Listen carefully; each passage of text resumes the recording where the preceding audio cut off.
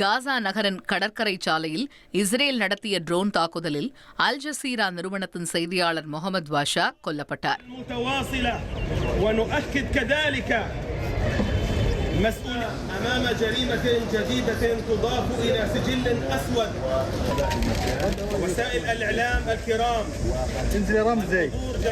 அவருக்கு மக்கள் அஞ்சலி செலுத்தினர்.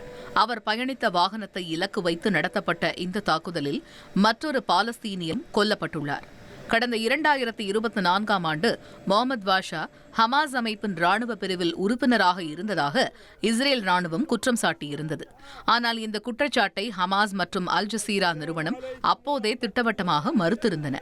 செய்தியாளர் கொல்லப்பட்டதற்கு காசாவில் உள்ள ஊடக அலுவலகம் கடும் கண்டனம் தெரிவித்துள்ளது. செய்தியாளர்கள் குறிவைக்கப்படுவது சர்வதேச அளவில் விவாதத்தை கிளப்பியுள்ளது.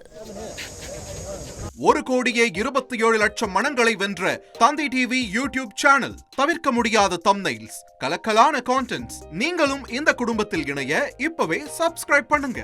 அசுரபலம் கொண்ட எங்கள் டிஜிட்டல் கரங்களில் உங்கள் விளம்பரங்களை சேர்க்க வாட்ஸ்அப் பண்ணுங்க. 8939888838. Email advttv@dttv.in.